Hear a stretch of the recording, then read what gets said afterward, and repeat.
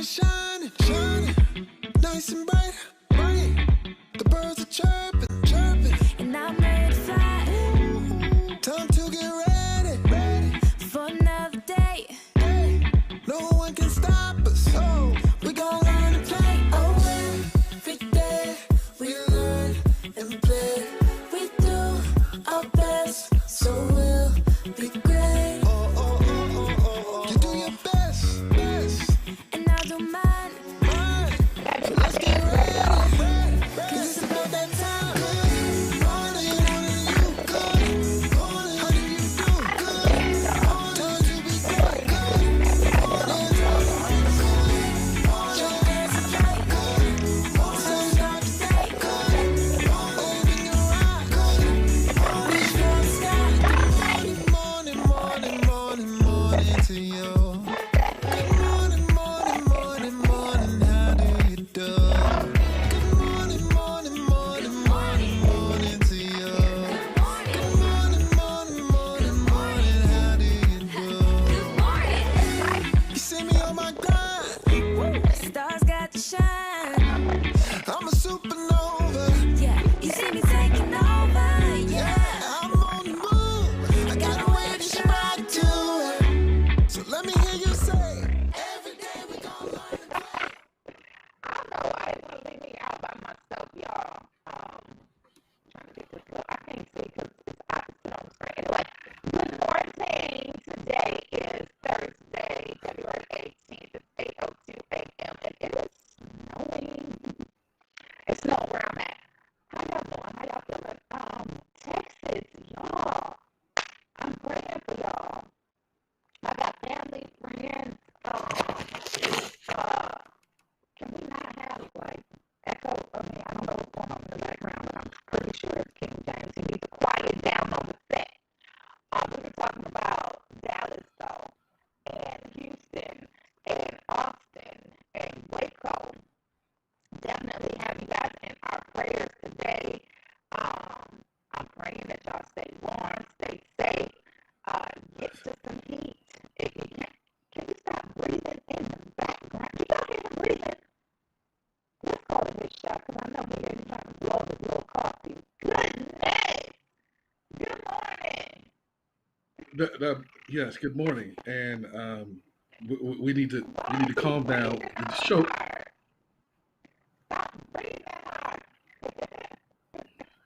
you know, Good. you, Hey, guys, I missed you. no, that's not missing me because you need to greet me properly. You know what I'm saying? I'm a dignitary up in this piece, and so I need to be accorded with the respect commensurate with somebody of my status.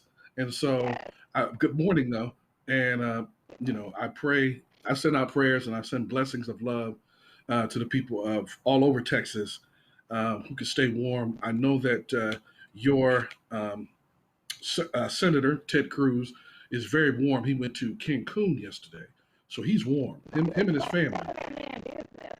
Why you tell that man business? It was on the news, so it's not his business. And when you, When you go to Texas, I mean, when you go to Cancun, if you had the means to go to Cancun and you was in Texas, my audio was bad. Okay, let me drop. Let me take it off. Hold on, TJ. You don't have to drop it. um, Okay, can you hear me now? Is that bad? Is that better?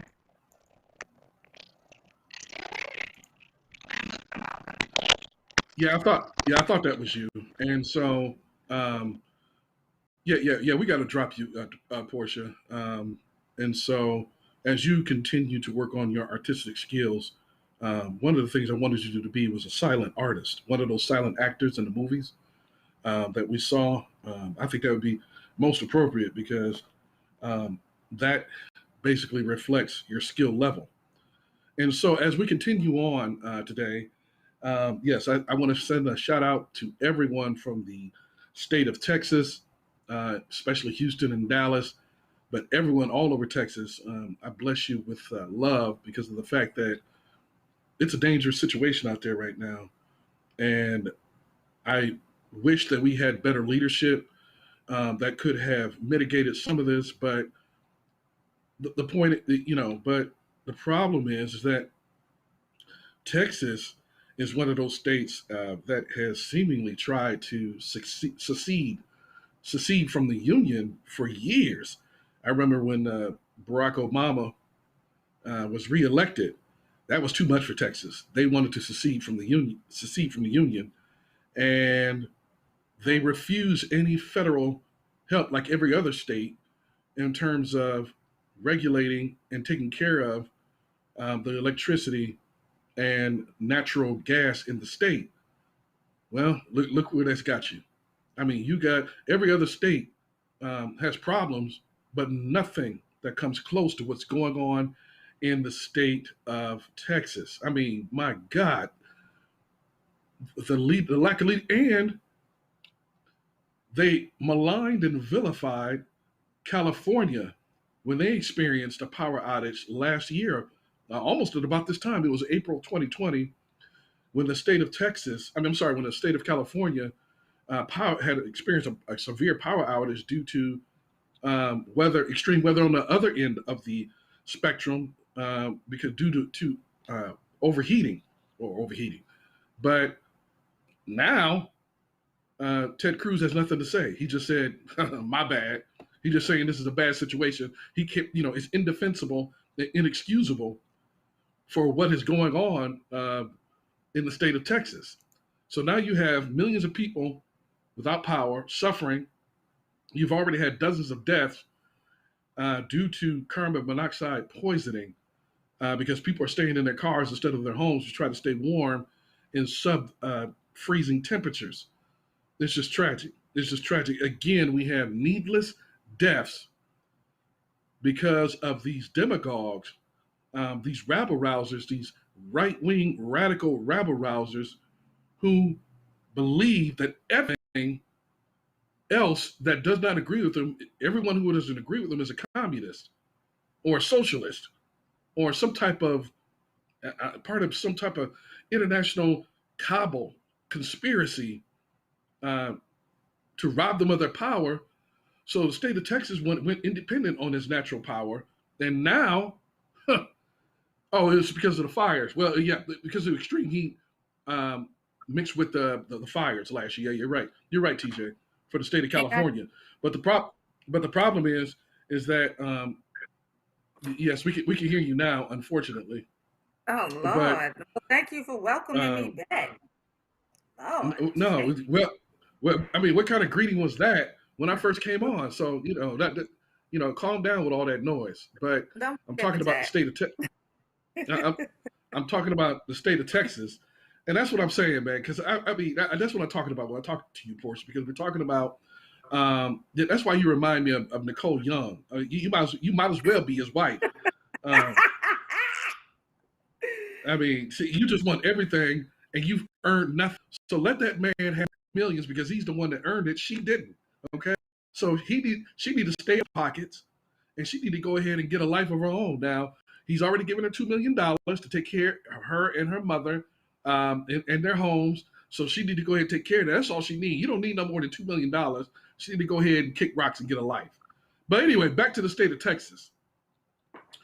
Y'all know I So got to comment on that. We're gonna talk about Texas first because I'm real concerned. But go ahead, T. because the state of Texas, Senator Ted. The reason why I was talking about Ted Cruz earlier is because Ted Cruz took great delight in castigating the state of California for last year because of their power, extreme heat fires last year. So they lost power, and they were castigated. They were ostracized by Ted Cruz. Now, it was April of 2020. Now, almost 1 year later, the state of Texas loses power for the exact opposite reason, or I should say the exact same reason, weather, but only on the opposite end of the spectrum. And Ted Cruz not only has nothing to say, he and his family have packed bags and going to Cancun. Now, during a natural disaster, during a natural disaster, Portia, it is your duty as a United States Senator elected by the people to stay and help solve this problem. You don't go on vacation That's just like we about to go to war, and President Franklin Delano Roosevelt said, where he famously said, the only thing to fear is fear itself. And in the Congress, he declared war on the Japanese and Germany. That's just like him at that time. Instead, he stayed home and he went on vacation instead of declaring war. When you have an extreme problem, you stay and help your people. You don't go on vacation to save yourself. That's what I'm saying. Okay. Go, King James, we need to take a break, boo. You was going hard for a good 11 minutes. I know I was gone for most of that time. I was trying to get my sound together. Jean sitting up there talking about your sound sucks. Hey girl, hey. Anyway, let's talk about it when we come back. I do want to weigh in on it because you are correct. He is he's supposed to be serving our community. He's an elected politician. He probably should have stayed and fought. He could have got his family to safety and then, came back. But anyway, let's talk about it after the break. We'll be right back. If I could be you, and you could be me for just 1 hour. If we could find a way to get inside each other's minds. If you could see you through my eyes instead of your ego, I believe you'd be surprised to see that you've been blind. Walk a mile in my shoes. Walk a mile in my shoes. Yeah, before you abuse, criticize and accuse. Walk a mile in my shoes. Walk a mile in my shoes. Well, before you abuse, criticize and accuse. Walk a mile in my shoes.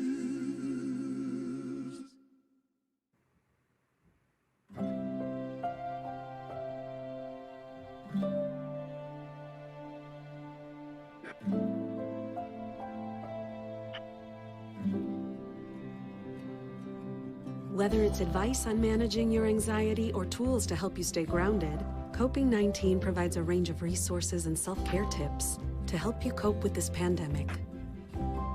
We can help. Find the resources that work best for you at coping-19.org.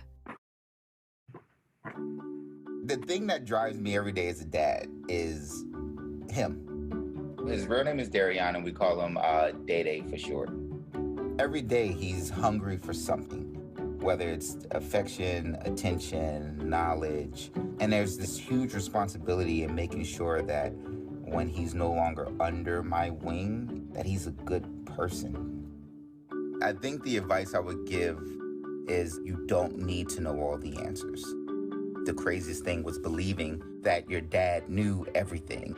So as a dad, you felt like you had to know everything. You had to get everything right. It's okay to make mistakes. Just do it from the right place. As long as it's coming from love, then, it kind of starts to work itself out. I want him to be able to sit back one day and go, we worked together, we did a good job. 10 seconds. I'll say my kid's pretty dope. 5, 4, 3, 2. Is he loud? Was he loud, y'all? Because he sound like he was serious. 10 seconds. Okay, that's unnecessary, Portia. I mean, the man is trying to do his job, and he's doing a very good job. Helping to direct us, make fun of producer TJ because he's doing an example. Oh. Back up from the mic. Back up from the mic. I said back up from the mic. Back Can you up hear me now? from the mic. Yes. Can you hear me now? Okay. Yes. But anyway, I think that producer TJ is doing an exemplary job. So back up off him. Yeah. But I think that what Ted Cruz said. Here's my thoughts on Ted Cruz, right? So, yes, he is an elected politician. When you do have your family, one of your most pressing concerns is to make sure that you get your family to safety. Now, if he went and took his family to Cancun for safety, then you know, kudos to him. No, it's not for But safety. he No, it's needs a to vacation. It's a get his vacation. butt back. He needs to get his butt back to Texas and make sure that he's handling the stuff that he needs to handle. That's my little 2 cents. Yeah, because he could take his family to the next state or some other state in order to keep them safe. Like here in Atlanta, we haven't had a drop of snow, so we're good. That's what I'm saying. All he had to do is just go to the next state. He didn't have to go on vacation. You cancel vacations, and that's what I was saying before the break. Before you interrupted me, is that during pressing times, real leaders like FDR, who declared war against the Japanese or announced our entry into World War II after Pearl Harbor in 1941. This is in history class, by the way, Portia. He did not go on vacation. He stood up there, and if he had a vacation, he delayed it. Senator Ted Cruz, should have delayed his vacation and stayed. You can always go to Cancun. I mean, he's an Ivy League aristocrat. He's a graduate from Harvard. He got mad money. So all you got to do is put a pause on his vacation and handle his business in the state for the people of Texas. Millions who are suffering and out of power because they can't even take a shower. They can't even go to the bathroom, Portia. Think about that. And then they don't have any food because they can't. No, this is real talk. Because all the pipes are frozen. I've talked to people on Facebook who live in Texas. They got to go somewhere else to go to take a shower. They got to wash up in the sink. They can't even use the bathroom. This is bad. So this is real talk. So Goodness, anyway, no, when you put it like that, you are correct.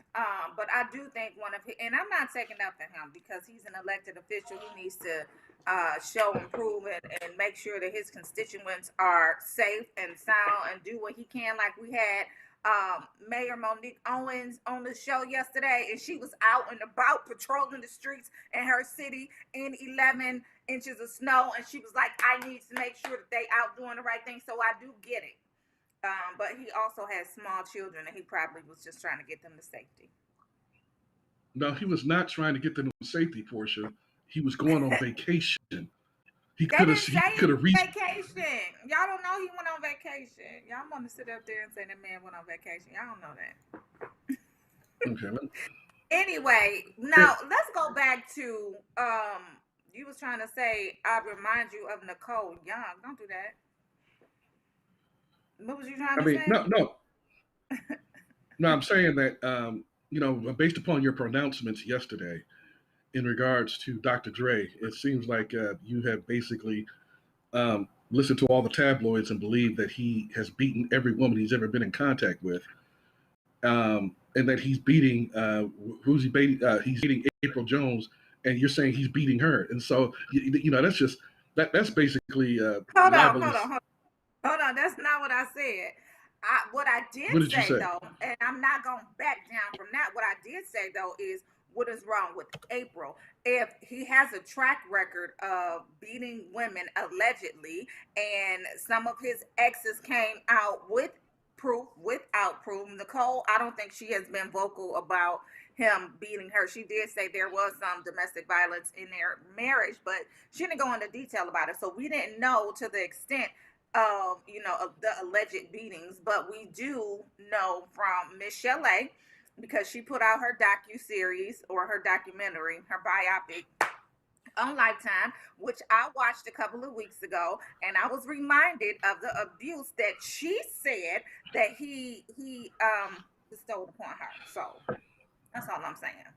Now, April, as a young woman, as a sister, like as a big sister to you, I would tell you not to do it. Like, I know you have to sit up there and bump your head and do all of this and all of that, but you do have 2 small children, and you really don't want to put this man in front of your children if he has that reputation, is all that I'm saying. If you're going to date him and not introduce him to the kids, not, put the kids in front of him or put him in front of the kids, then so be it. That's fine. Do what you do. But don't involve the kids is all I'm saying. You get what you get. Don't have a kid. I thought that April was actually practicing what you have been preaching, uh, Portia Monique. I thought that April Jones is basically trying to come up. She's trying to get something for free. She's she's what Kanye West said in that one song where he said, "I'm not going to call her," but so that's basically that's what she's doing right now. So she's dating him because he's a gold mine, and she's trying to come up. She's trying to get a piece of that bag. She's trying to get the bag. So she's probably hoping that he impregnates her or something like that. But And so listen, so here's go ahead. That's it. Women, sisters, aunties, mamas, females, girlfriends, go get your own bag and do it yourself. Like, we don't necessarily, like, we can build together, but that man already got his empire. And he's going to use you as a puppet because he does have all this money and all this influence. And he's going to use that to try to lure you in and keep you and do all of this and all of that. Don't allow yourself to be bought. It's just not worth it in the end. Go through it. Yes, you gotta bump your head. You gotta live your own experience. But at the end of the day, like, just kind of get your own. You'll feel better in the end about it, despite what Terry say. I preach. But this is what I tried to pontificate to you on Monday when I came on to give the sports report and told you that that Nicole needs to get a job. That you said Hold on, you was just like Nicole's bag is his bag. He needs to give him some of his money. Yeah, no. He's already given her $2 million. He's already given her $2 million. That's enough. Damn, I gave you all of my what? She gave him all of her 20s, all of her 30s, all of her 40s. How long were they married? Boy, gone. Give me this damn money and go on about your business. Because I promise you, I don't give a damn if you dating that little girl over there. Because she going to find out on her own. So go on and do you. Just give me my money. Bye. Well, speaking of Nicole, she, according to the report, she wants to go back to the house now because she used to stay in Malibu. She wants to return to in Brentwood section of Los Angeles. Brentwood is the west side of Los Angeles, the wealthy side, where O.J. Simpson used to live. And so that's the side of town that she wants to go back to, that house.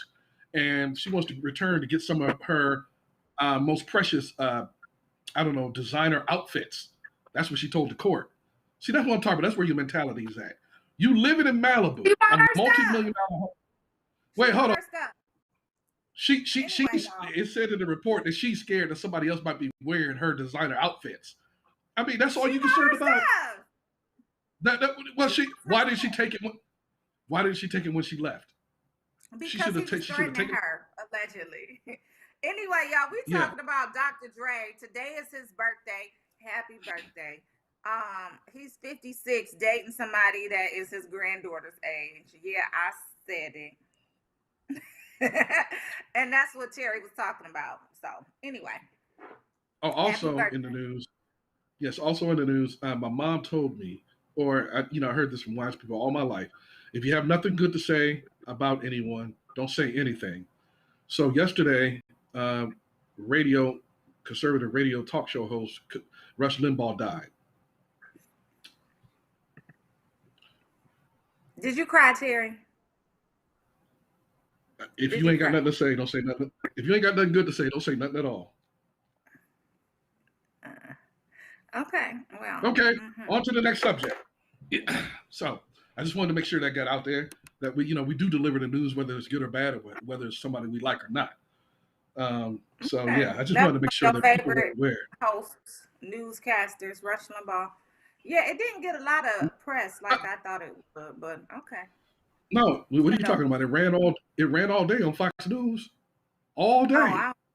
Oh, okay.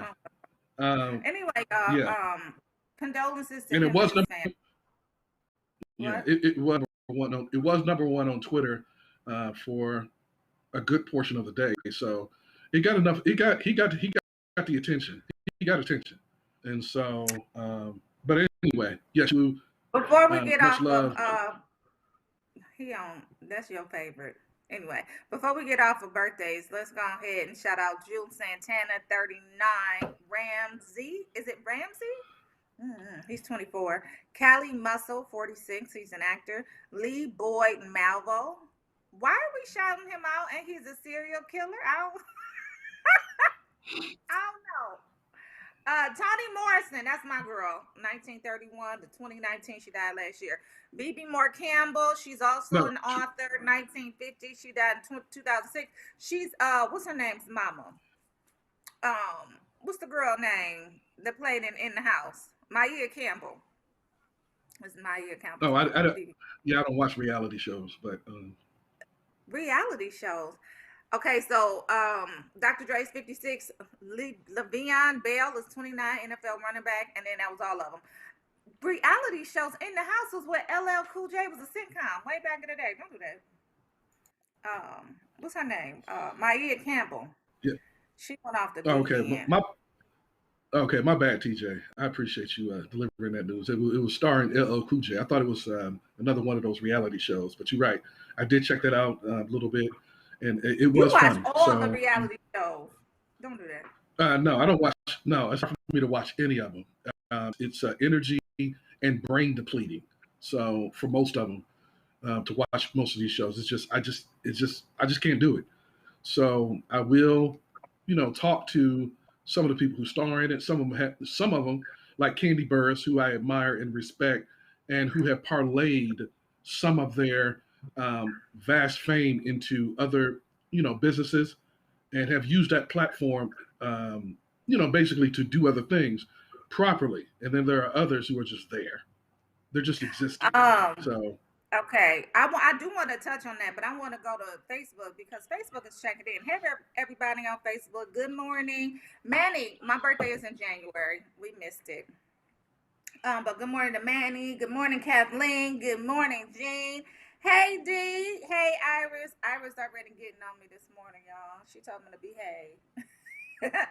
Oh, wait a minute. Iris said she don't think April has custody of her kids because of the stuff that she's doing now. She needs to find herself instead of trying to come up dating all these different men. All right. Yes, she has spoken.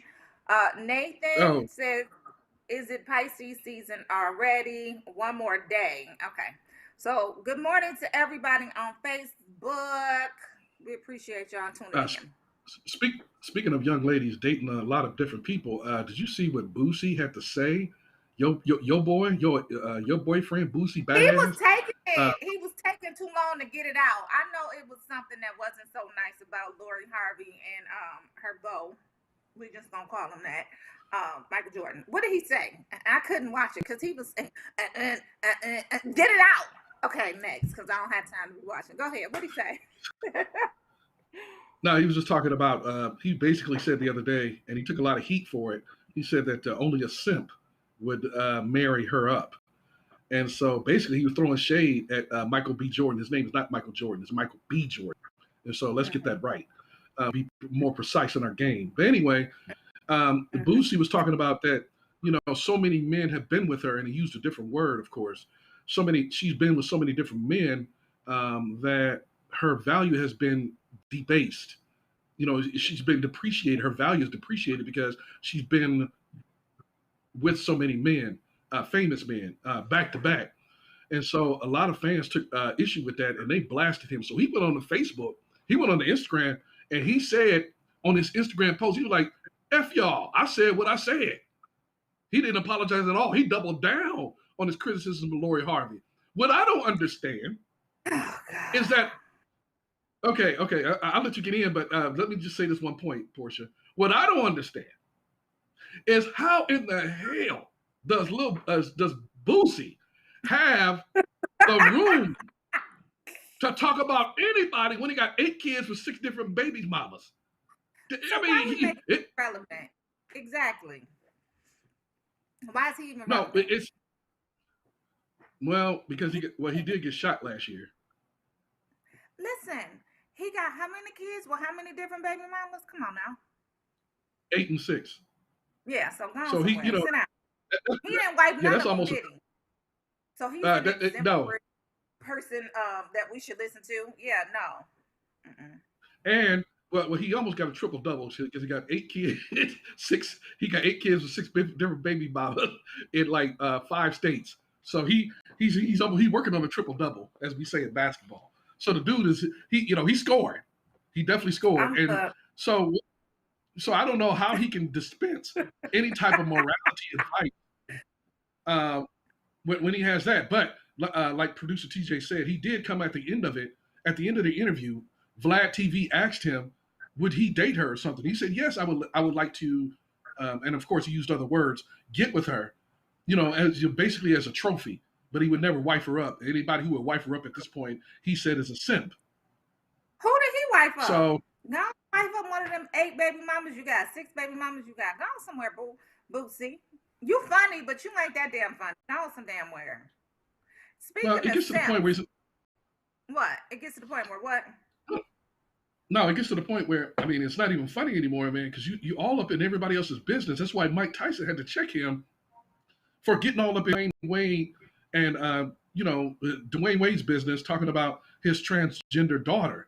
And whether we agree or disagree about that. I mean, because he basically instigated Dwayne Wade's daughter, Gabrielle Union's stepdaughter. And so for, basically endorsing and supporting the daughter's transition from a man to from a boy to a female, a boy to a girl. And Mike Tyson had to check him. Was like, man, why you all up in their business? Don't you know that words hurt? And at that particular age, and of course, you remember when we was teenagers, adolescents, words hit you like bullets. Criticisms hit you like bullets. And they laugh.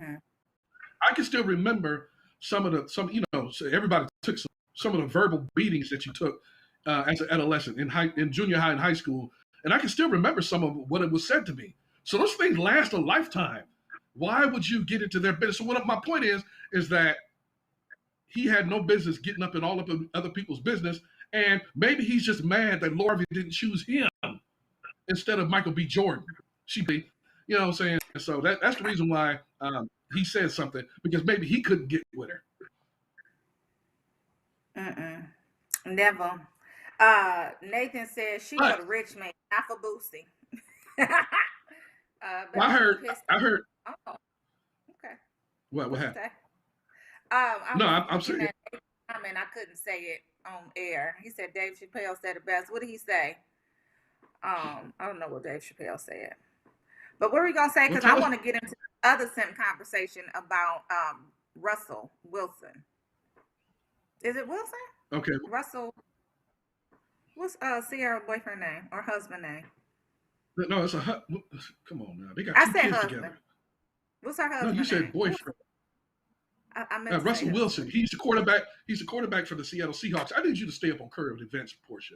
This is ridiculous. I want to talk about that, but say what you was gonna say so we can get into that conversation. Let me find my little talking points for that, because guys are going crazy, and I want to know, Facebook, y'all check in with us.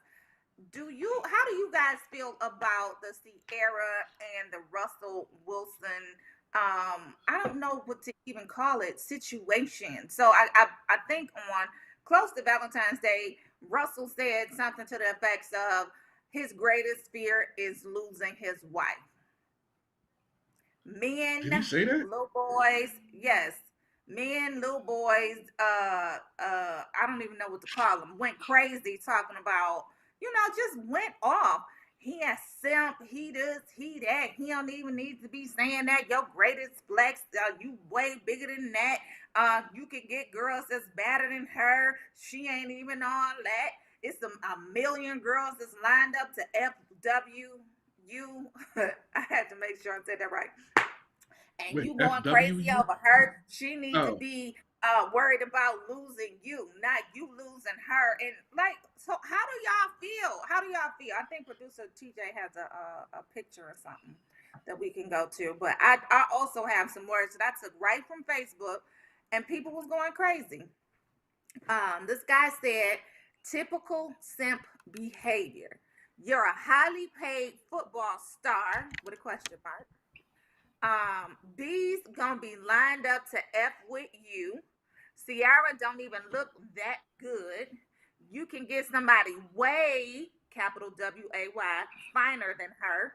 You're more valuable than she is. She should be afraid of losing you. She's a washed up R&B singer.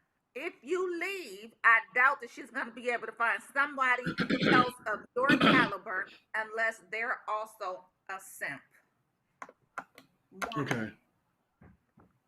Why? It seems like all of this. It seems like all of the simps are up on the upper echelon of society. So we have Michael B. Jordan, probably the most bankable black Hollywood star today. There's really nobody bigger than him. Now we know we have Denzel and we have Samuel L. Jackson, we have Morgan Freeman, we have David Felicia Washington on Rashad, his way. Mm-hmm.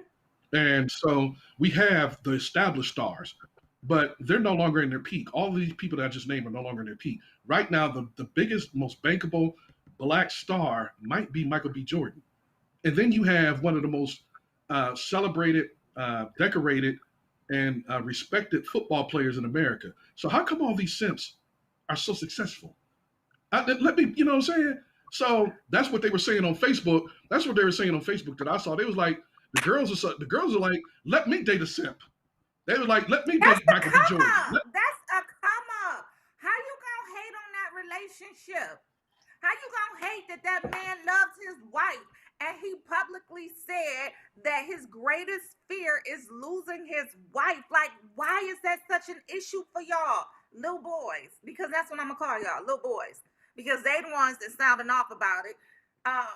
Basically talking about she ain't all that. How did she even come into the conversation? He was talking about what his greatest fear was, and simply because it was losing her, y'all want to down her? That lady happy. Yeah. Their family is happy.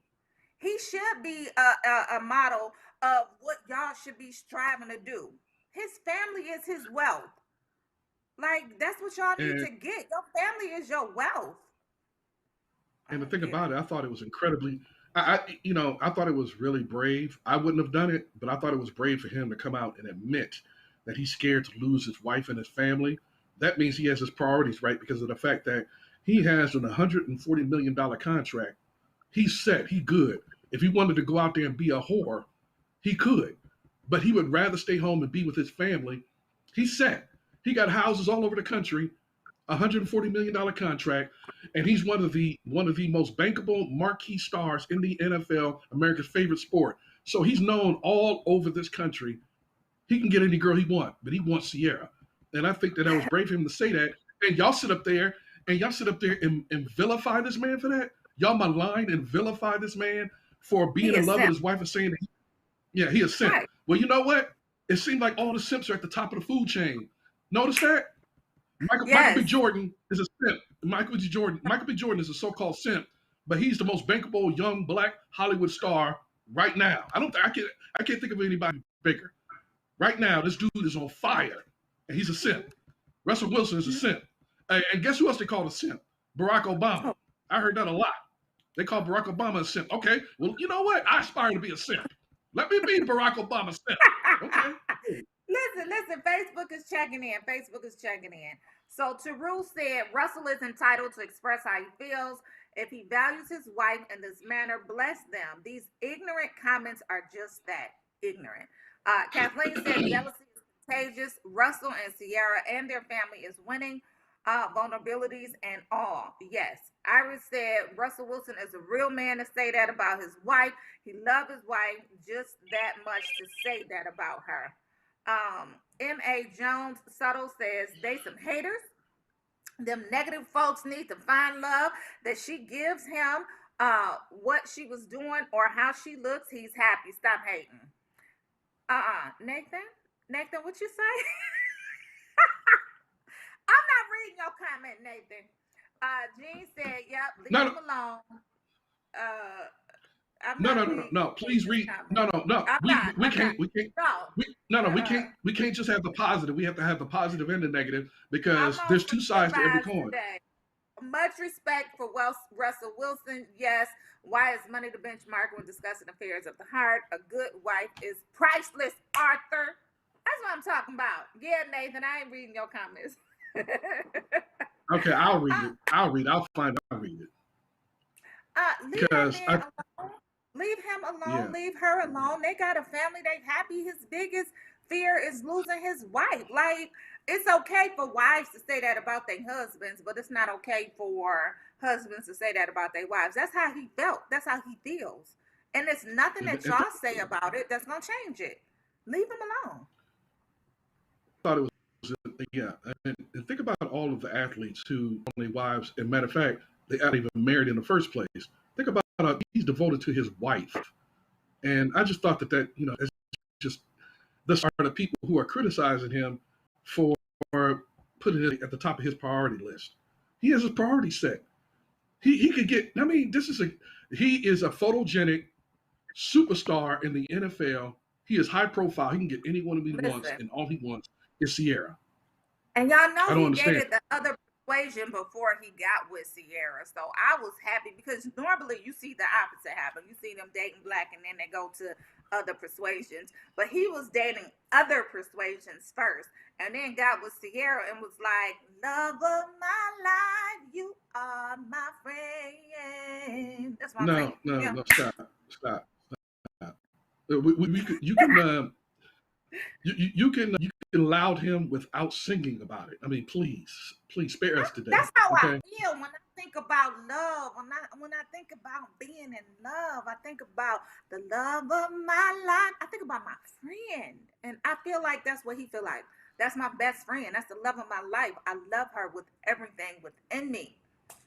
I know that's not what Erykah Badu was singing about. She was talking about her love of hip hop, and so please do not try to emulate or sing a rendition of Erykah Badu. My friend. That's what I'm saying. Like, get you a best friend if you don't have one. TJ, where's that switch at? Where's that off switch? I mean, my gosh, can we please not have this today? But anyway, I just thought that. Kathy, his first wife was of the other persuasion. She was Caucasian. No, that's true. It's true. It was, but he true love, and I'm happy for him that he found it, and that he started a family with them. That he treasures them to the point where he doesn't want to lose them, and so I just hope that Sierra is mature enough that she doesn't misuse. Don't do that. No. What? I'm just saying. What do you mean? I hope that Sierra is mature enough. What does that mean? Because sometimes when men or women, either persuade, either sex, either gender, when they find out how much you need and love them and want them, sometimes they use that to their advantage, and sometimes they misuse the opposite sex for their part. Head over heels in love with him. What are you even saying?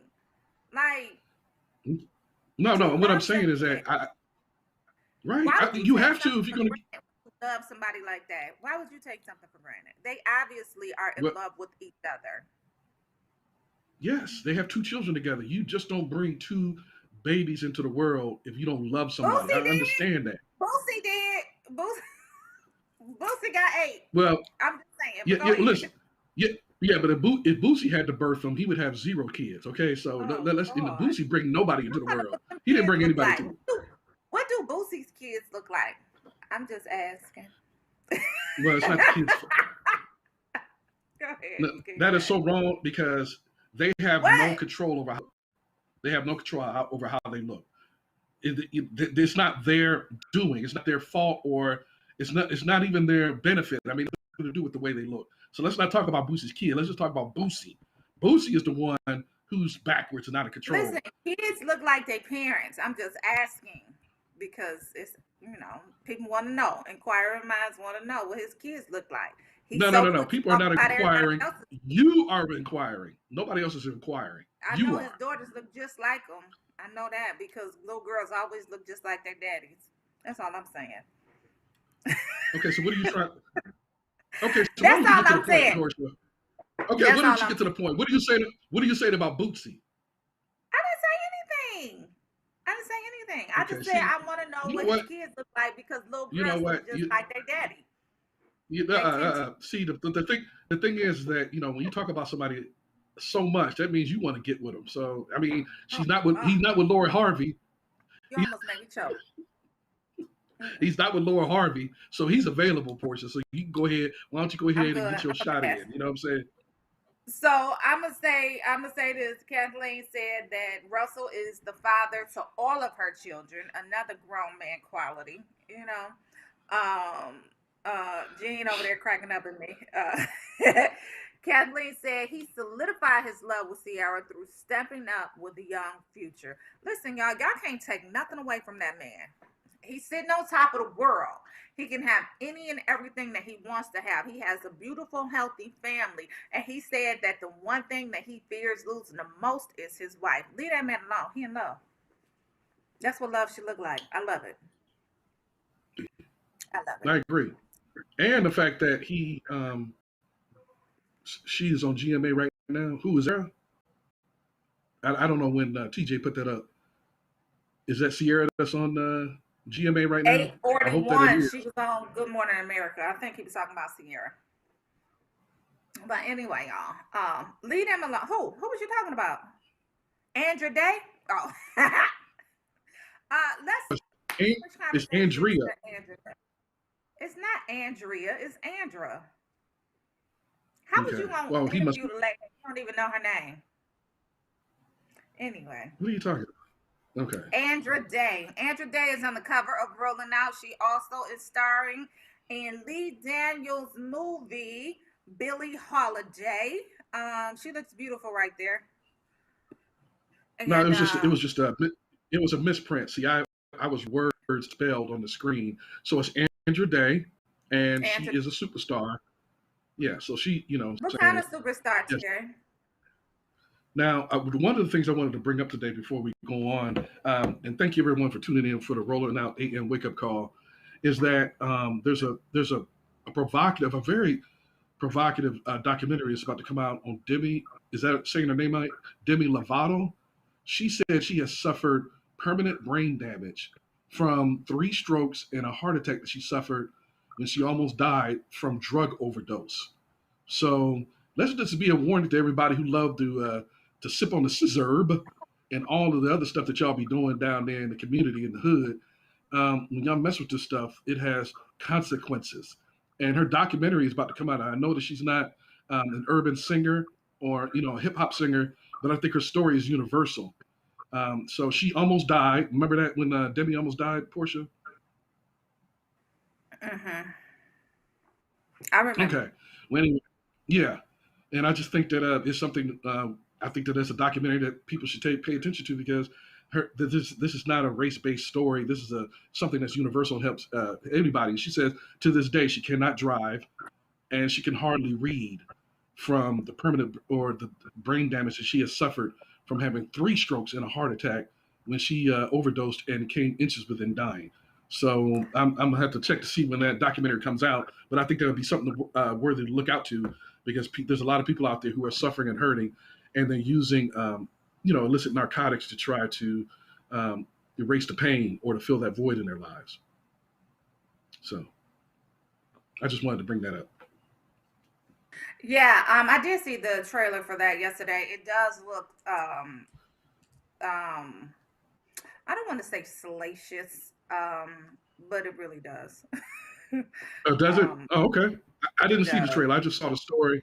I just I saw the saw story, the and I was shocked to see how it much looks she has shocking. suffered. It looked like, yeah, she went through a lot. Okay. I've never Well, been addicted, that's not so I salacious. can't, That's it. well, all of it because they were alluding to the fact that she was using heroin. And I'm like, heroin? You had that many problems that you needed to use heroin? Like, I don't know. Anyway, like I was saying, I I can't speak from it, right? Because I don't have any experience with that. I don't know what it is to go through being addicted and having those demons. So I can't speak on it. I just don't understand it. And that's all I'll say on that. But I did want to go back to Billie Holiday because that movie is coming out on the 26th of February. We can't wait. Lee Daniels directed it, and she's on our cover. So y'all go check out the cover it story. Andrea LaBeouf out of LA. She's our LA correspondent. She did the cover story on it, and she looks exotic, doesn't she? I love it. But they say that she played the hell out of Billie Holiday. And even in listening to my book, on my audio book on Malcolm X, like during that time, they all were kind of like in the same circle, on the same circuit. And he was describing her and basically talking about, you know, she was that person that they said that she was. She was foul mouthed. She was, you know, in your face. She was direct, but she also had a heart of gold. So I can't wait to see that movie. And again, shout out to Deandra LaBeouf out of LA. She's our LA correspondent, and she actually did the cover story. So, what? Nothing. What? Nothing. Okay, anyway, Can we let's go get to our your report. reports? Yeah, let's go to your reports. I don't know what that long exhale was for, Terry. What just happened? Producer TJ said, "Don't do that." What you do? Anyway, let's go to I your didn't do report. Now these stitches is bothering me. This it. morning. Okay. As soon as he can cue it up, we can go ahead and get into our reports today. And let's see here. We're talking about Moneybag, and he had a lot to say that ran afoul of the fans because the comments on, the comments on COVID-19 and let's see, Money is queued up. Okay, so this is rapper Moneybag, and he's a rising rapper. He's already a star. So he made a comment the other day, earlier this week, that got him into a lot of trouble with the fans. Moneybag said that he's made a couple of million last year because of COVID. So he said that he really doesn't want it to end, and so it basically it just didn't come off right, and so people pounded him into the pavement regarding his response to, or I should say, his commentary on the situation because of the fact that he said he made dollars last year off of COVID, and so millions, tens of millions of people who are either suffering, hundreds of thousands of people died, others hundreds of thousands or more, if not millions more, who are suffering from the after effects of COVID. That just doesn't come off right. And when you say you don't want it to end, I mean, how could you even how could you even write something like that? It's one thing to say it, but he actually wrote it, which means he thought about it and put it on Twitter. And so he got the the ferocity of the blowback was so intense that he was forced to come out with an apology yesterday to say that I did not mean to say that, and I didn't mean to hurt any feelings. So that was kind of interesting. I don't know if you had anything to respond to that, Portia, in regards to Moneybag. So it definitely was insensitive, right?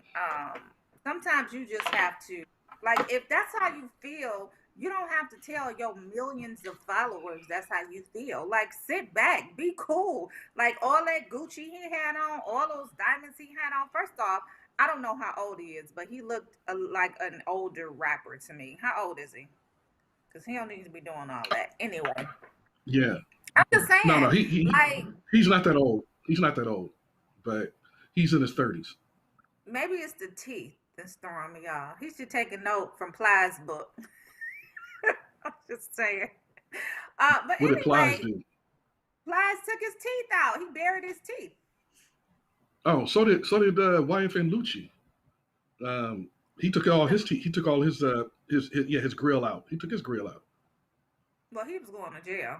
Is he still in jail? Yeah, they haven't let him out yet. Yeah, he had to Or take his teeth out. they might not. Yeah, they might not. Yeah, he had to take his teeth out. Yeah.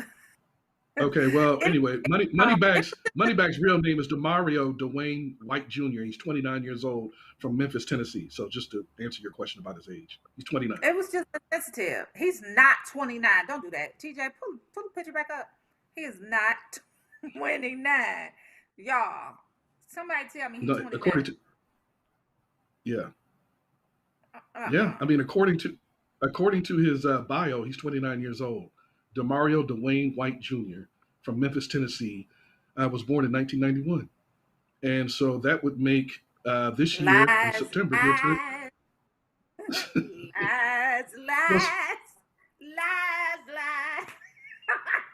That well, man is well, not well, too like now, y'all. like producer TJ said, the lean will make you look old. The scissor will make you look old. So you never know. There's some people who have the baby face. Like you look at, I want to know. I want to name somebody that we both know, like Stephen Curry. Steph Curry don't look 33. The dude still look 23. You see what I'm saying? He does. Yeah. And his wife. His wife don't look 32. His wife looked 22. So some people look older than they actual age, and some people look older based upon either genetics or their lifestyle or what they put into their body, like scissor and lean, or like Lil Wayne. Lil Wayne looks about 131 years old, but he's only in his 30s still, I believe, or early 40s. So it depends on what you do, and it's also genetics. So yeah. Anyway, Okay, I I see you're just done think with the. sometimes you need to read the temperature of the world, not just your little room. And it's if the pandemic was good for you, the pandemic was good for a lot of people. But you don't see these billionaires walking around talking about, "I wish the is my did I go off? Hello? No, no, you didn't Okay, go off. I can't see I y'all can, no I can more. still, no, I can still hear you. I can still hear you, unfortunately, but I can still hear you. And the thing I'm is gonna have to that you're restart. right. Oh, again, okay. Well, then let me go in. Why money bag? Why money bag is that was just such an immature, infantile statement to make. It was imbecilic actually, because of the fact that there are people who own Zoom and they are now billionaires. See, Moneybag, that $2 million is a lot of money. But then you have the owners of Zoom, who nobody had heard of, hardly anybody had heard of before last year, before the pandemic hit. And as soon as the pandemic hit, Zoom became a star, and the owners are all billionaires. So while he's I'm happy just with his few millions, wait a minute, I thought you were gone. What are I'm you still back. doing here? Oh, Who okay. me? That quickly? Okay, I thought it was going to take at least a few minutes. But anyway, um, and you don't see the people of Zoom coming out. You don't see the people of Zoom, the owners of Zoom, coming out saying, "Hey, I wish the pandemic would continue because I'd have made billions off of this." No, they just took an opportunity. They made their money. They keep quiet. So Moneybag did apologize, but the fact that you would say, "I don't know if I want it to end," man, that is just that is such a reprehensible statement. It's highly objectionable, and the dude needed to be he needed to be spanked by a fan. He needed to be smacked, pin smacked. But well, I know we're not supposed to say that, but he needed to be verbally beat down for making that such an absurd statement. Anyway, It's just insensitive. Like, okay, yeah, you made some money, but you don't. First off, you don't have to brag about it. Like, was it? I don't even know how many people, hundreds of thousands of people have lost their lives, and you sitting up there talking about, "I wish you would never eat." Like, that's just dumb. Like, even if you are yeah, 29, where's your circle? Because somebody should have smacked you. It was insensitive. right, yeah. And so I don't know if we have time to go to my next slide, um, but Let's do your next slide. What we you got? We got 1 minute. my next subject, and I can't remember because I did it last night. I'm one of the people who actually does this faithfully, Portia. So I wish to, I don't care. you know, Go ahead. basically, Rihanna. You don't even yeah, I remember, wish you but you would did it emulate. last night. It's Rihanna. Okay. Go ahead. Anyway, Rihanna. Rihanna is right now. See, people are clamoring for her, and look at her. Aww. But anyway, Rihanna is the Rihanna is her fans are basically they're just about through with her. They don't know what to do. They're like, man, when you gonna come out with some more music? When you gonna get back in the studio? When you gonna come out with an album? Girl, let's get back to singing. And the thing about it is that her Savage X Fenty lingerie line has been valuated at $1 billion. A billion, not a million, a billion with a B. And so, I mean, she is creating like an empire, a fashion empire to go along with her other fashion line. I think she has a fashion line, Portia, correct me if I'm wrong, for either lipstick and for makeup or hair care, or skin care. It's makeup. So she had it's makeup. okay makeup, and then she has another fashion line. So she got 3 separate companies under the Fenty name, or the Fenty empire. I don't know, under the auspices of Fenty. And so she, so just the lingerie line alone has a valuation of $1 billion. And so, I wrote the story yesterday. I was just like, why even sing? I mean, what album? And what that's career? probably how she feels. Why even sing? I'm good. Like, leave me alone. And she has been coming for some of her fans that's asking for new music. And she like, I'm good. When you gonna drop some new music? Leave me alone. Anyway, I'm happy that she's giving Kim Kardashian some competition. Because no, she's blown them away. What are you talking about? She's blown them away. And here's the thing about it. No. She's blowing that family away, or each one of them, because she did it on her own. They kind of like No. Well, okay, they might be neck and neck, but the thing is that unlike Kylie Jenner, who they called a self-made billionaire, and I don't know how in the hell you can call her self-made anything when she relied on her mammy, to basically give her start in the business. There's nothing self-made about that family. No. What I'm saying is, no. You don't understand. Forbes magazine defiled itself. It deprecated itself, and it said, and it had the audacity to come out in the public and call that family Kylie Jenner and call her a self-made billionaire, when we know that child didn't start nothing on her own. It was all because of her mammy, her momager, her. Okay, whatever. We all need to come together like that. I'm just saying. Sure. No, but okay, I don't have a problem with that. But you don't call her a self-made. But you don't call her a self-made millionaire when your mama gives you the money, the seed money. When your mama has all the connection. When your mama sets you up. Let me tell you something. Mama, grandma, granddaddy, all of them, like, let's all get together and let's build $1 billion empire together. I don't give a damn what you call me, but let's build one together. Okay, if we had those resources, we don't. So I'm just saying. No, anyway, but it has to be an accurate description. That's all I'm saying. You can get as many billions as you want, but you're not self-made. That's what I'm saying. Okay, get it accurate, get it right. Anyway, we have a guest right now. Everyone, thank you for coming on to the Rolling Out AM Wake Up Call, and we have a guest right now. Portia, why don't you introduce our guest, please? I will. Let's talk about Ken Legend Williams. He's the writer, director, executive producer. Born in Detroit, Michigan. What up, dog? What's up? Represent. What up, dog? So he had a fascination with stories as a child. His fascination grew into an obsession with stories and words as he became an adult. In his free time, he wrote poetry, short stories, books, and scripts. Despite being in college, pursuing a degree in computer information systems, his passion was the arts. On his creative journey, he ventured into film as a writer that led him into directing music videos as he was working towards his goal of becoming a movie director. He was forced to drop out of school when he became a single parent and put his creative dreams on hold. However, once his son graduated from high school, he returned to school at the age of 40 to pursue a bachelor's in film and digital media at Eastern Michigan University. He is currently in his last semester as an honor student, and he is here to talk to us about his movie. What's going on? What up, though? What up, though? Asbury Park. Let's talk about Asbury Park. So the film was filmed in different locations throughout Detroit, including Asbury Park. Tell us about the film. Why did you create such a film? Who's starring in the film? All of that good stuff. Tell us about it. Okay. Asbury Park is a coming-of-age film talking about pretty much life in the inner city. Oftentimes, people they get the adult perspective on how things are seen and how things are handled.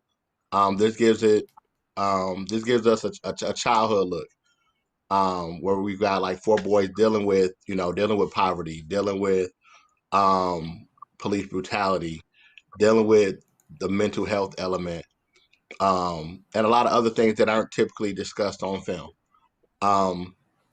The idea for the film came from just living life on top of just constantly watching around as a parent. I'm constantly watching and seeing like what's going on in the world of the kids, and to see how a lot of these kids are affected by it.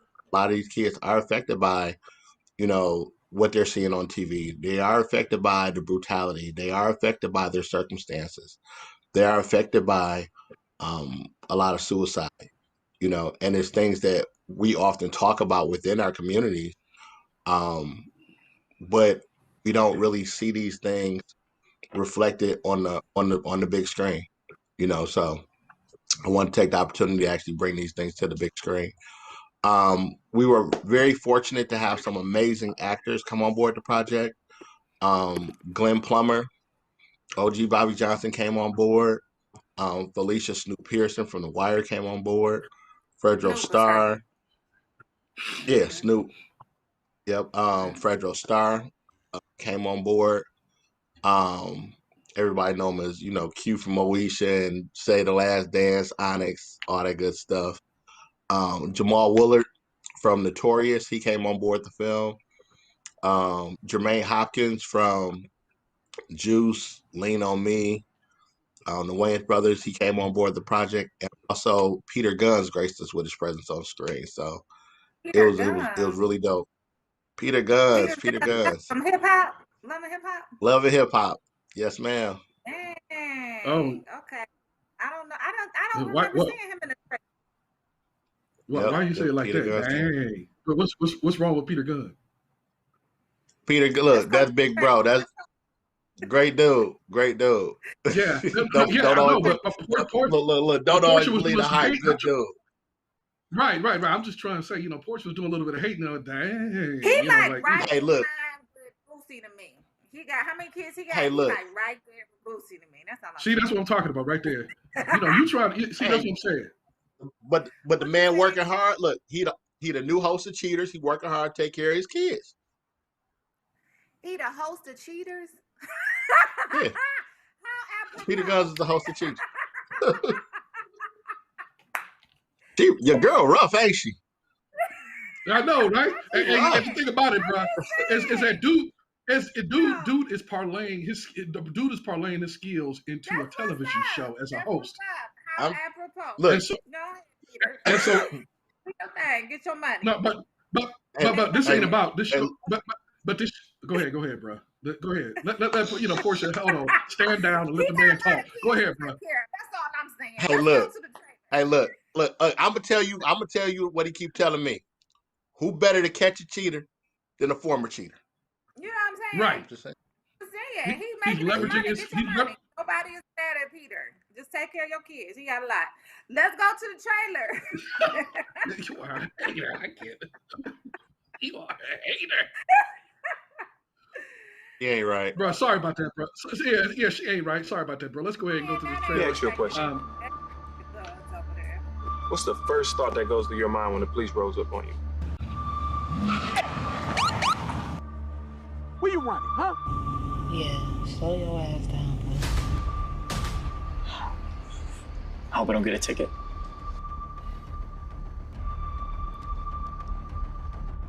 I hope that I make it home alive. Quite frankly, I was in fear for my life. The suspect was non-compliant with our orders and was just obstructing our investigation. So sick people on the funerals. The Civil Rights Act only resulted because of a nation of African Americans coming together and taking a stand. You people think it's okay to break the law. Where these motherfuckers at? Where they at? Shit like the police. I don't give a fuck! Like Rosa Parks refused to go to the back of the bus? That was considered breaking the law. So apparently you gotta break the law to do what's right. I mean, this city is like a wall-less prison. You know what I'm saying? The same people that say they gonna protect you, those usually be the one that kill you. This is America. This is America, where I would love to walk freely, he would love to run freely, and I'm sure he would love to drive freely. But that isn't the case. Here, it's just a fight to breathe. Give a fuck about no police, man. You scared? Huh? What's up? You scared? I'll take you to church.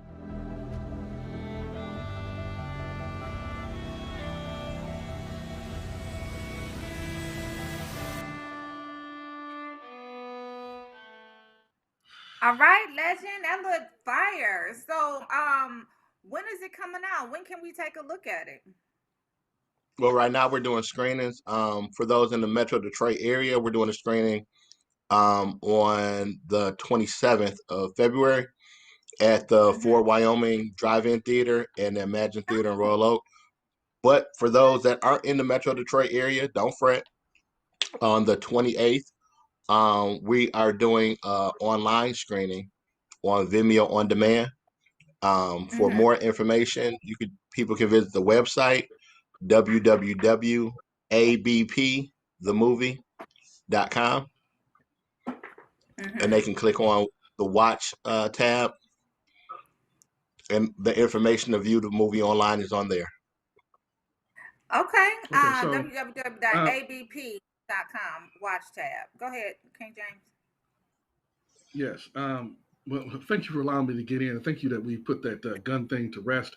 But anyway, I wanted to ask you, brother, first of all, how did you come up with the nickname Legend, the moniker Legend, and also with the fact that you you went the Eric Jerome Dickey route, a prolific author who had education and he had technical abilities. He went to school for a degree in IT or something of that nature, and then he branched off but he had these yearnings, these artistic yearnings, and you seem to have gone the same route.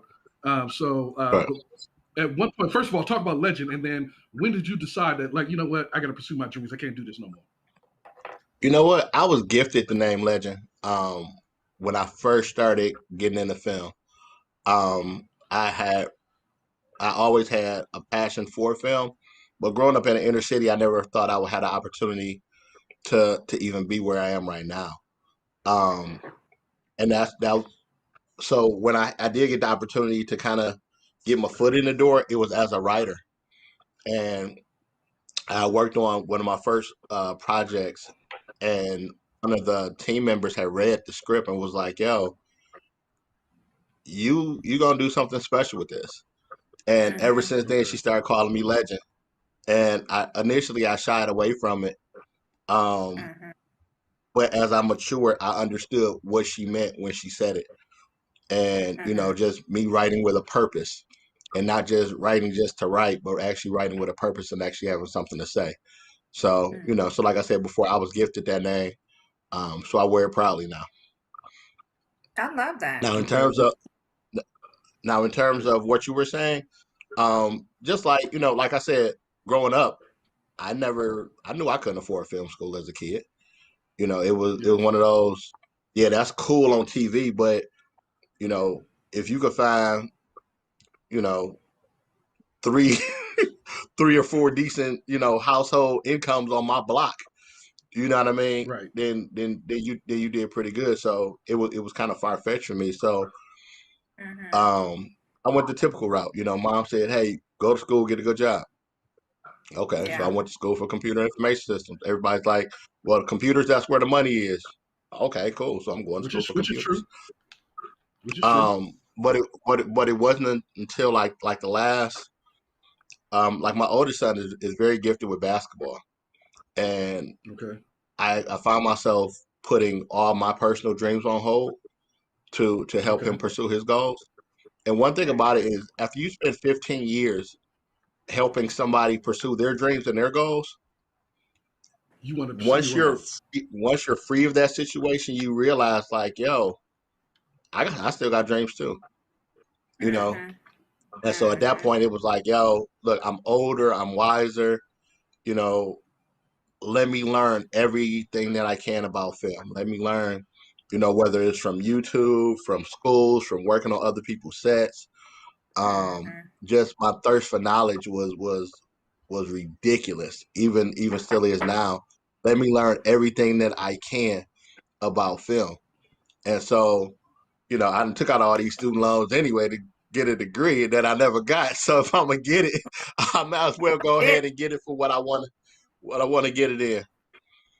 So, You know, I so have that's what to let me say know. that I am very proud of you for making sure that number one, your son got through school, right? Supporting him through his goals and his dreams and all of that. But I'm super proud that you had the initiative to go back to pursue what you wanted to do and not only pursue it, bring it to fruition, right? Because a lot of the times people say, I want to go back and I want to do this, I want to do this, and I want to do that. You showed up. You said, this is what I'm going to do. You went back to school. You learned by whatever medium was necessary for you to learn by, whether it was YouTube, whether it was in school, in-person classes and all of that. So I just want to say kudos to you because your film, and I don't know if this is your first film. Was this your first film? Yeah, this is my first film. So your first film looks fire. Like, I don't know, somebody going to school and coming right out of school and their first film looks like it could be on the big screen for real. Like, it looks like a Paramount or MGM or, you know what I'm saying? Like, it looks like one of those films. So kudos to you. Now, I know we got to get out of here, but did you shoot the actual film as well? Like, and what equipment did you use? Because it looks good. You know what? Like He shout used out filmmaking to equipment, Portia. Shut up, Gary. What you saying, legend? I'm talking to a legend y'all. now. Be quiet. What you say? Yeah, y'all silly. But you know what? Like honestly, like I tell people all the time, like, use what you have. You know, shout out to the DP Sean Snyder. He came on board and did a phenomenal job. Was willing to work with me. But one of the things that I encourage people to do is, number one, write with a purpose. You know, because honestly, a lot of the people that came on board the film, they came because they loved the script. You know, and I was taught people come on board for a big check or because they actually feel in the script. And that's what people did. The second thing was, you know, in terms of the equipment, I'm not the super most technical person out here, but whatever it is, whatever piece of equipment that you own, whether it's a $20,000 camera, $1,000 camera, or a phone, learn how to master your equipment. Yeah. Period. Because you'll always have people who will sit back and say, "Oh, well, that looks like this and that looks like that," but most regular consumers, we don't know. We know if it look good or we know if it look bad. You know, what type of camera, what type of filter, we don't know. So I'm just a huge advocate for using whatever it is that you have and work the hell out of it. Period. You know, so if you out That's here right. with your hey, if this what you got, figure out how to be a beast with it. You know what I mean? Yeah. That's But right. just There's don't stifle your excuse. creativity. Yeah, but don't Yeah, you're stifle right. your creativity. Focus on what everybody else said, because honestly, most of the time, the people that's gonna critique you like that, they're not gonna support your work anyway. You know what I mean? So No, and the haters. You know, that's the reason why, you know, people like Portia, who was hating on your cast, hating on one of your cast members. She you know what I'm saying? She ain't supporting you anyway. I told him to go Yeah, get you his was. money. No, you did not tell him to get his money. Anyway, speaking of your cast, and I know you got to go, how did you get such big names involved with your first film? Like, you had Jamal Willard, you had Peter Guns, you had Snoop. How did you get these people involved in your first film? yeah, but you know, like I said before, like the biggest thing is I was always taught actors, they come on board for the check or they come on board for the story. And you know, to be able to reach out to those people and make sure that I, you know, represented well and that they had a clear understanding of what the film was about. I think I reached out to people who came from similar backgrounds, so they understood the story and they understood the importance of the story that needed to be told. Because I know, like even when Glenn Plummer, when he emailed me back, he said, "I love the story, I'm in." You know, and for to have him, OG Bobby Johnson, call you and say, once I read the story, I knew I had to do this film. Yeah. You know, for me, that spoke volumes. You know, so to answer your question, I had something to say. Yeah, I love it. And the thing about it is that, do you notice, sir, legend, that now Peter Gunn is a big star. See, before she was trying to scandalize him. Now he's a big star. But anyway, on to my question in regards to what do you Trying to hope scandalize him. that the It's the audience... fact that he got a lot of kids. That's all I'm saying. Go Leave ahead. Peter alone. Leave No, Peter alone. Yeah, right. Stop hating on Peter. You see what I'm saying? She's so petty. She's so petty. I mean, the man making his money. He parlayed his Hey, no. Stop. she just want one of them babies. She just want one of them Right, babies. exactly. He parlayed one of his skills as a cheater into making money. So, but what I want, okay, what I wanted to, but no, she can't go after Peter Gunn because she wants to go after Bootsy Badass. She's looking for him. Now, when what do you hope that the audience gets out and takes away? What is your reasonable expectation that the audience takes away from this gripping film? Because it looked like it is the truth, dude. It's hard to look at. It's gripping. It's dramatic. It's poignant. What do you want the audience to get out of it? Honestly, I want people to walk away with it with understanding. Like I dated a female from a suburb, and we were watching the news one day. and we were watching the news one day, and I remember her saying, because the story came on about the reason to sell drugs, and I laughed because here she was, a female from a 2-parent home, both parents well educated, both gainfully employed. Her brother had both been to college, had degrees, things like that. And here she was saying, there's never a reason to sell drugs. And I laughed because I could think of a million reasons to sell drugs without even blinking. And the thing was, it was the perspective. She had never been in a situation where she had needed to sell drugs. She had never been in a situation where she needed to cross those lines. And I think one of the things that actually bothers me most in most media is that, like, I'm not naive to the fact that drug dealing is a part of reality, but I think the biggest problem for me is people never look any further than that. Like, I had a lot of friends growing up who sold drugs, but that wasn't what they wanted to be when they grew up. Some of them wanted to be doctors or engineers, but they found themselves in circumstances where they had to choose between this future that everyone's talking about I have and trying to make it through to Saturday. And a lot of times when you're not from that world, you don't stop and think about that. Everybody's so quick to say, oh, well, he didn't have to do that. Well, let's offer up a suggestion, and one that doesn't take 4 or 5 years, because if my lights are shut off right now, you telling me, to go to school and go to college, that don't help right now. Right. And it really doesn't help if I'm a 13, 14-year-old kid who I can't get a job, but I'm looking at my mom who's struggling, and I can't tell my mom what she doing ain't good enough. Right. So what am I supposed to do? Right. Who really stops and looks at it from that perspective? Because guess what? The streets is hiring, and I got to help my mama. Right. Right. So when you're faced with real. decisions like that, you have to do what you have to do. I want to go ahead and wrap, but I do want to let you know that Facebook is checking in for you. So D Shield said it definitely should be on Hulu or a streaming service. They said surprise it's not on Netflix. You need to get on Netflix and Amazon Prime.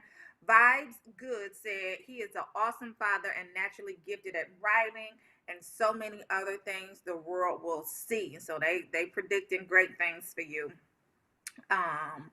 Jean said, good to know. He seems like good people, real talk. So they checking in. They said you real good people, you genuine. You can hear it from your conversation, even though you taking up for Peter. Oh, my man's back. And the thing about it, I mean, no. That is just pettiness. That is follow your movement. Okay. Tell us where. Yes. Tell us where we can follow your movement. Tell us where we can follow you. Keep getting updates about the film and all of that great stuff. Right. So we can get off this because AB, she's petting this persona. Right? So we go ahead and tell us where we can Let him talk. catch up. Let him talk. cut it out. Cut it out. No, you can follow ABP the movie on Facebook, Instagram, Twitter. Like I said, you can follow for updates on the website ABP Asbury Park the movie .com. And we're making sure we're constantly updating everything and letting everybody know what's going on with it. Look, I just appreciate the opportunity to be here today and the support because honestly, it's a film that's necessary. Like I said, just dealing with what people are dealing with on a daily basis.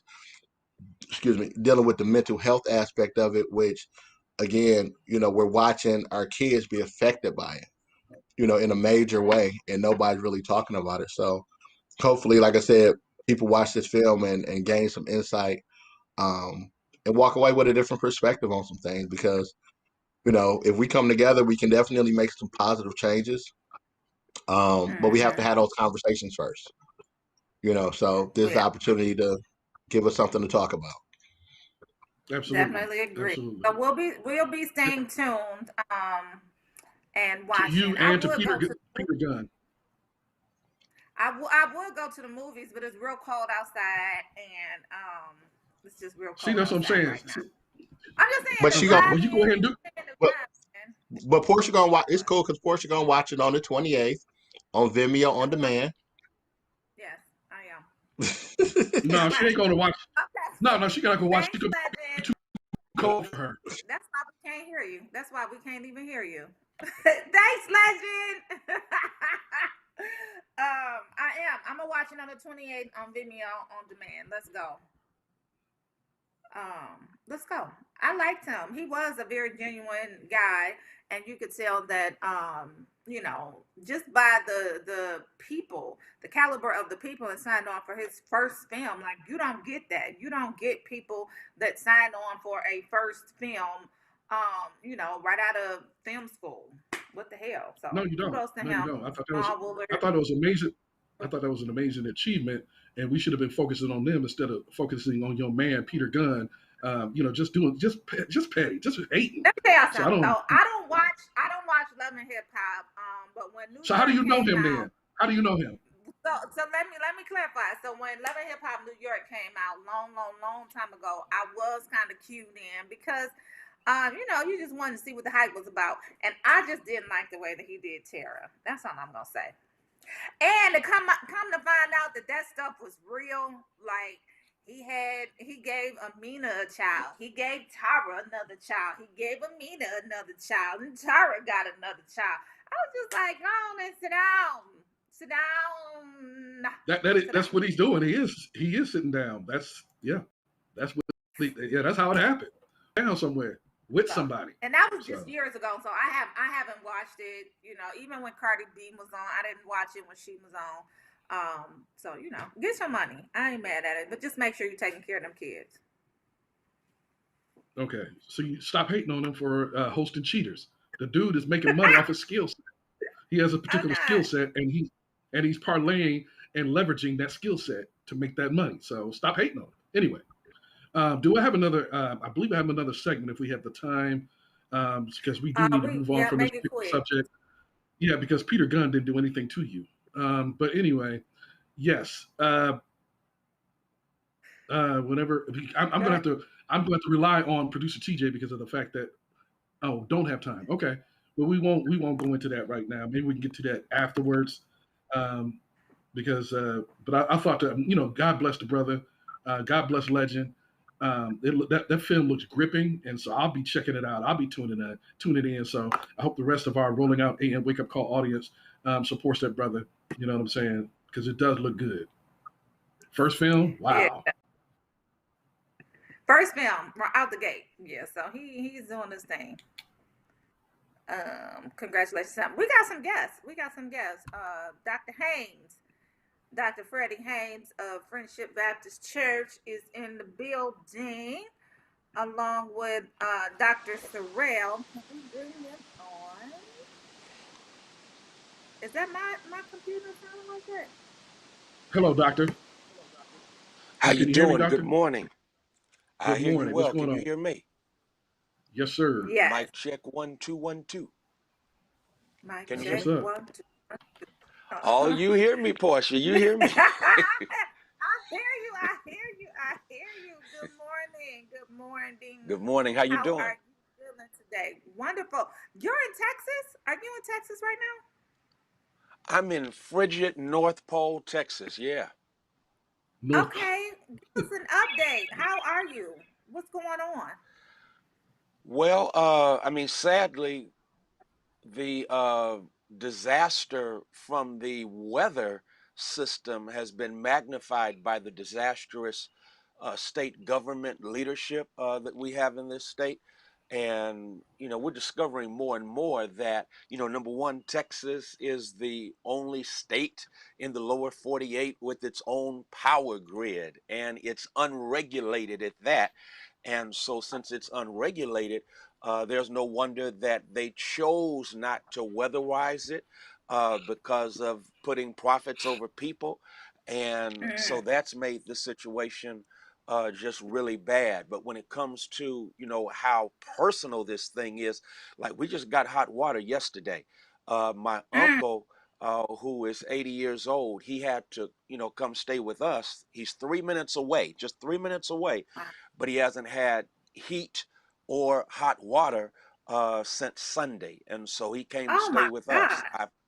Oh my God, it's horrible. I've had an elderly couple in our congregation. They live in a townhome, and their home was living. They were situated next to another townhome that caught fire, and they, of course, lost everything in the process. So you have some very personal stories of horrific suffering, but again, it's a disaster that could have been prevented if we had decent state leadership. Yes, and I was talking about trying to elucidate this to Portia.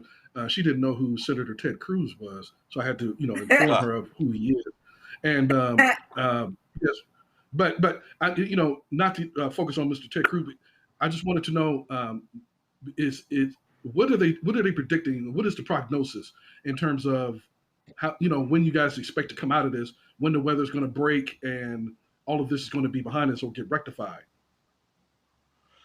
Well, I mean, the good news is the weather's going to break this weekend if things go as the, weather prognosticators are forecasting.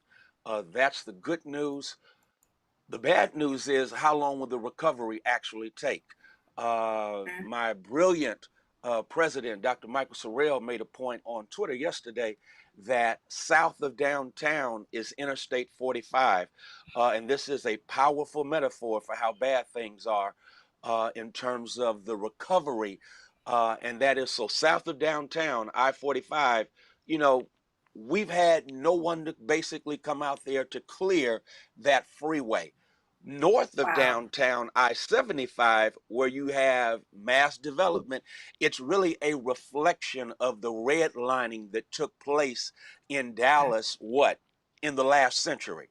And so in this century, we still deal with redlining, and the weather has exposed what that redlining looks like economically. And so when you talk about the prognosis, the forecast, the weather may look good in a few days. This is Texas, so we'll be in the 60s next week.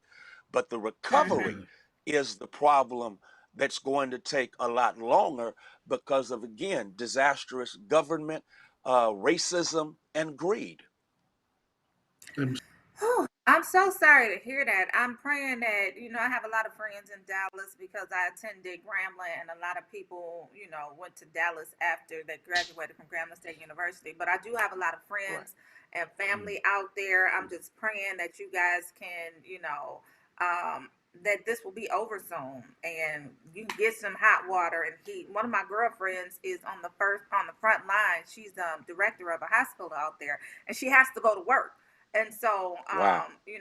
I'm just making sure that, I'm checking on her daily to make sure that she's okay and her family is okay, Yeah. because she said that you guys have rolling power. So 45 minutes on, 45 minutes off or something like that. So nonetheless, thank Yeah. you guys So for And you being do here know with if us. it's on our side of town, 45 minutes can become, 45 hours can become 4 or 5 days. So, yeah. Yes, yes. And maybe that's the reason why Senator Ted Cruz went on vacation, because the people who matter are okay. On vacation to Anyway, Mexico. yeah. Well, in the middle of a disaster. But let me go ahead and do something that Portia should have done, is that we need to introduce our next guest. Sir, thank you and welcome to the show. Rolling Out AM Wake Up Call. How you doing, sir? I'm good. I'm good. Good morning. He is the longest-serving president in the 148-year history of Paul Quinn College. During his 13 years of leadership, he became a national movement for its efforts to remake all of higher education to become more responsive to student and societal needs. So welcome to the Rolling Out AM Wake Up Call. We definitely appreciate you being here. And everyone, of course, knows Dr. Freddie Haynes. He is a prophetic pastor, passionate leader, social activist, eloquent orator, and educator engaged in preaching the gospel of Jesus Christ, fighting against racial injustice, committed to economic justice and empowerment in underserved communities, and touching and transforming the lives of the disenfranchised. He is also Listen, you can just make it. You can just make it shorter than that and just say he's the truth, right? Like he's the truth.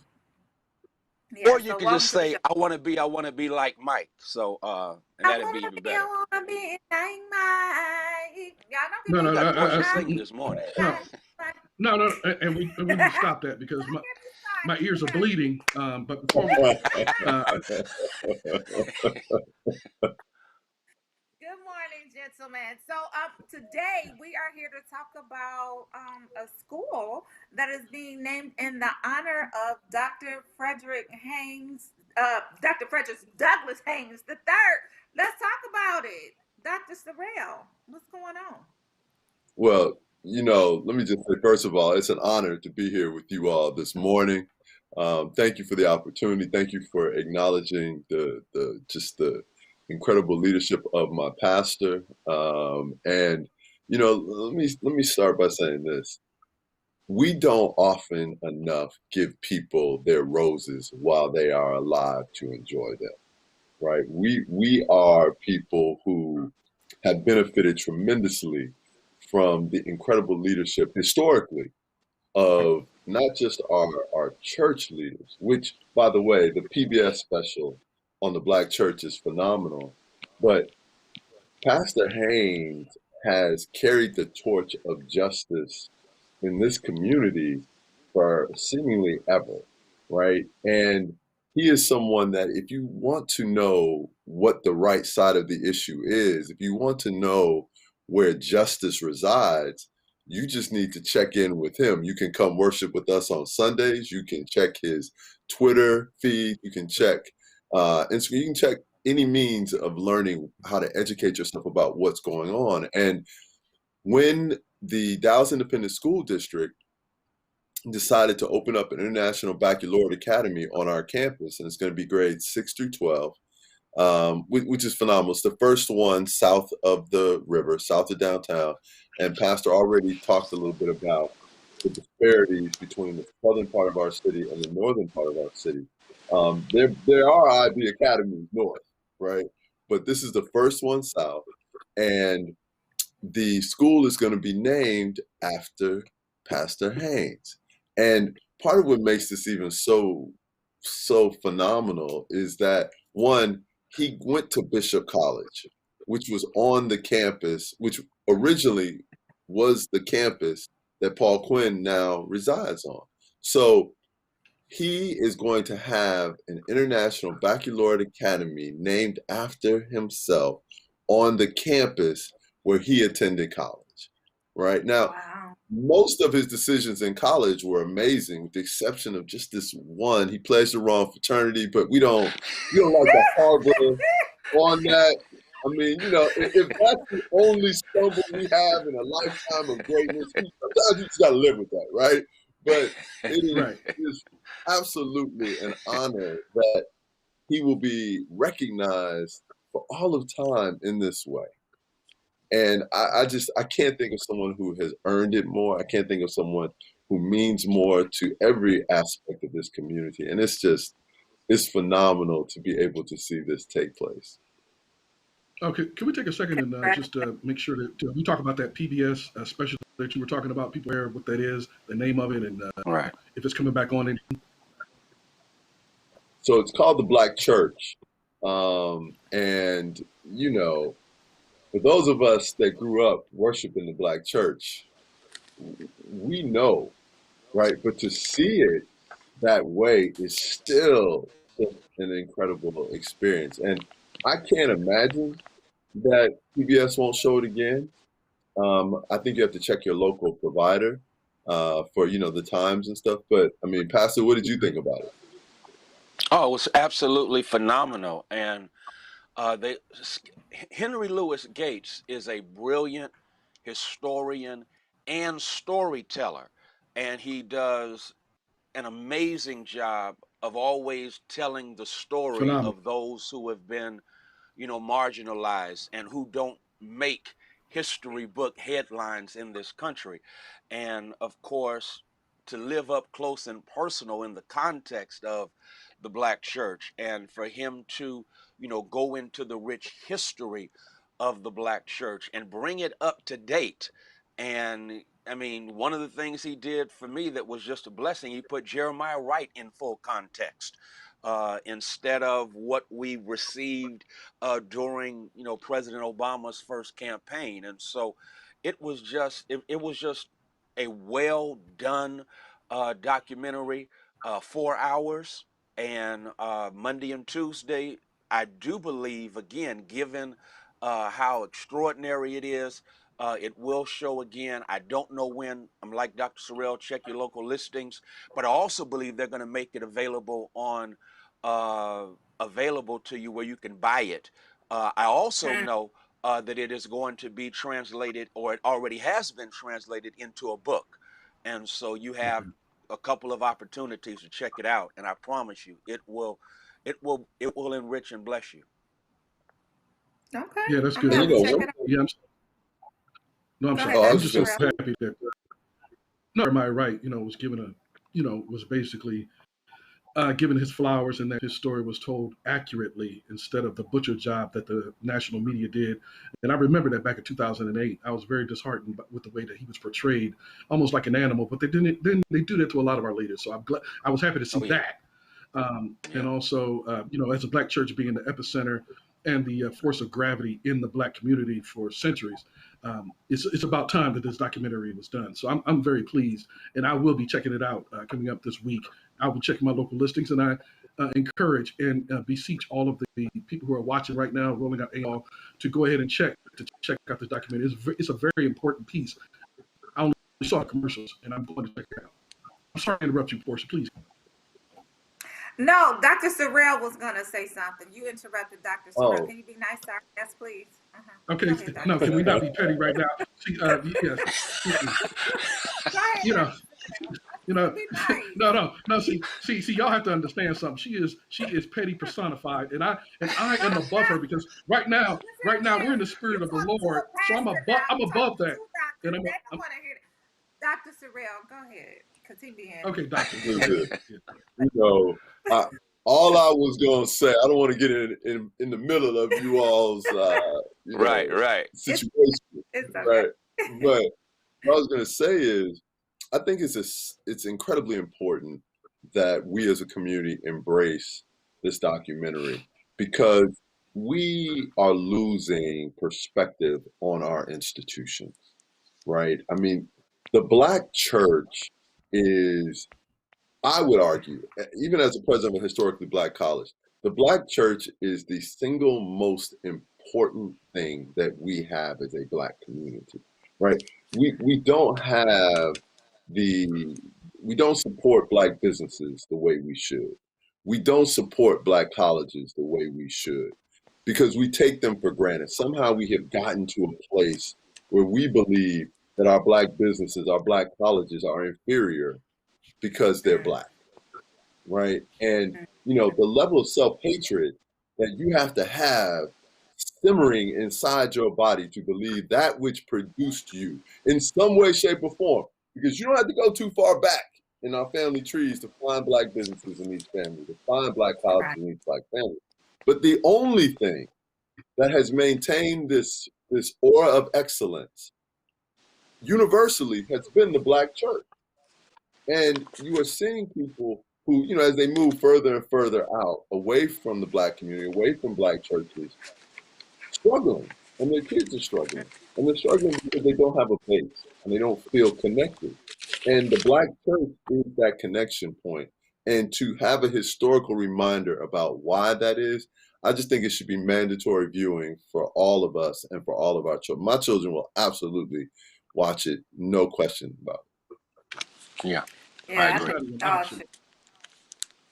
let's get back to this honor for Dr. Haynes. This school, what does it mean to you to have this school named in your honor? And then tell us about the school. Which grades will it serve, as well as it's going to become an international baccalaureate program as well. Tell us all about it. Oh man, yeah. that is Well, incredible. it's an extraordinary honor. I am still, forgive me for this language, I'm still tripping that I was even asked and told that the school would be named in my honor. And because again, this is something that happens, you know, after you are transitioned. So I did not see it coming. I'm honored to have received such an honor, and I, you know, I'm grateful for Trustee Maxie Johnson, who is also a preacher. Matter of fact, he's a member of the trustees for the Dallas Independent School District, and he was the one that basically carried the ball and shared with me that this would take place. When he told it to me personally, I did not believe him. I told him the next day, I said, were you drinking? Was I high on something? Because I just didn't see this coming. So though I'm jesting, that at the same time, the truth is it's an extraordinary honor. On one level, Portia, it really is uplifting and encouraging. It's a reminder that the work we do is not only recognized by some, but appreciated, and it gives us encouragement to keep on keeping on. At the same time, the challenge is that, okay, I've got to live up to this honor. And so I basically have made up my mind, okay, I want to give this school a good name. And so I want to spend the rest of my life trying to live up to the honor so that when the students attend the school and they are, you know, talking about, I go to this school named for this person, instead of sticking out their tongue, they stick out their chest. So it's something that is a profound honor.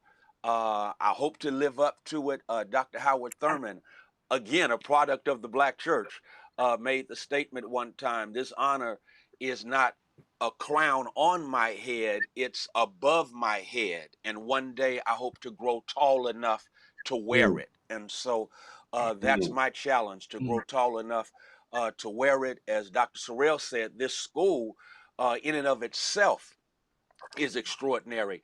Coming to our side of town, which means so much to me. It's coming to not only the southern side of town, but it's coming to Paul Quinn College, a college that means so much to me. It's coming to a campus that used to be occupied by Bishop College. And, you know, if I'm going to be transparent and you let me testify, my father died when I was 14, my first day of high school. And I had someone in my family shortly thereafter tell me, you never will amount to anything. And I was fortunate to go to Bishop College. Bishop College not only gave me life, Bishop College reset my life.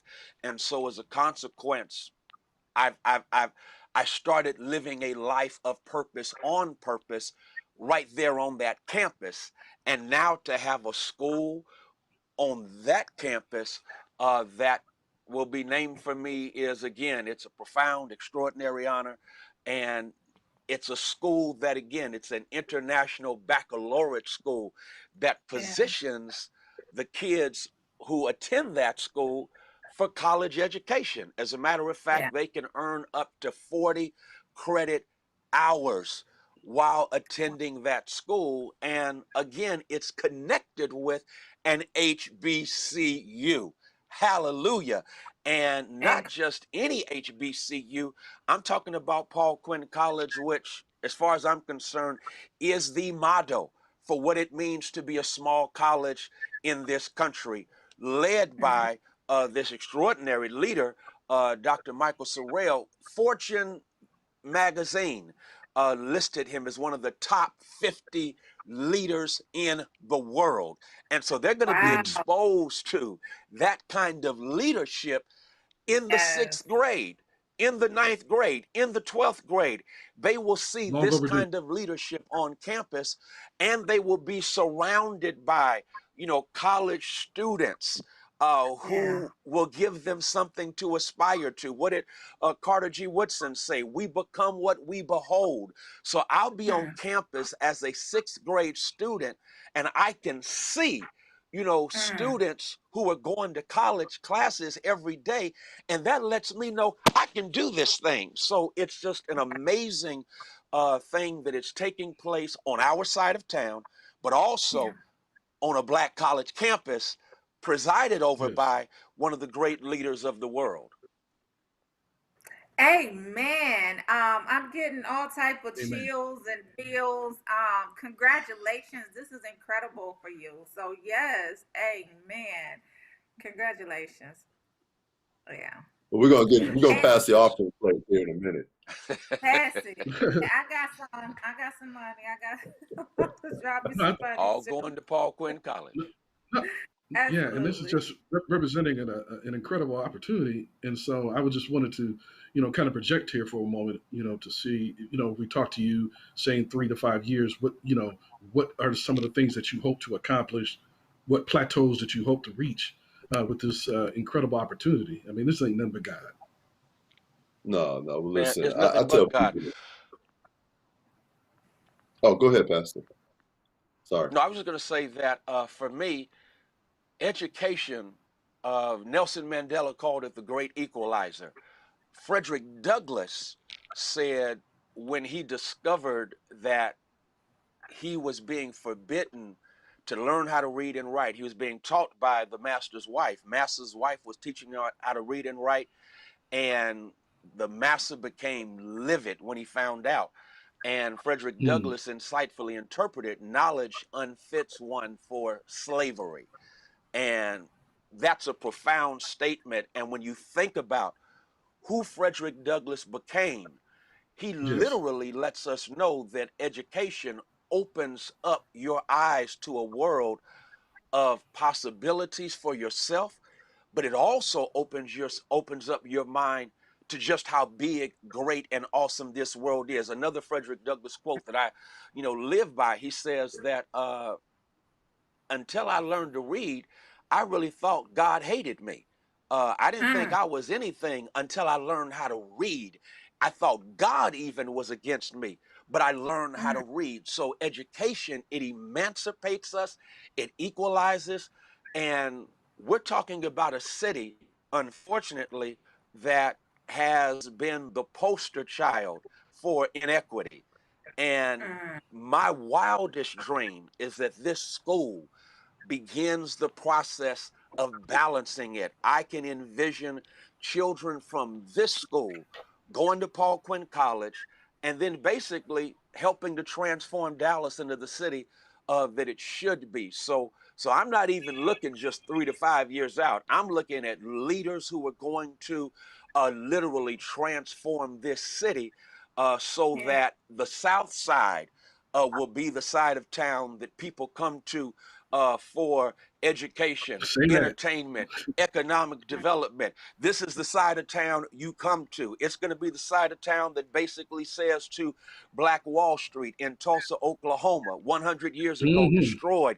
But because of this school and because of its trajectory, we are going to witness a literal transformation of a city that can become the model for the rest of the country. So I'm sorry you asked me for just 3 to 5 years out. I can't even limit myself to this because the possibilities are so phenomenal in terms of what can happen, given what the school has been planted and the possibilities that are in that seed. Yeah. Absolutely. And Dr. Sorrell, you wanted to chime in before, because we only got about 5 minutes left. You wanted to make a point? Yeah, I was just going to say that, you know, one of the things that unfortunately occurs in our communities is that we are shackled with the marginalized dreams that other people have for us, right?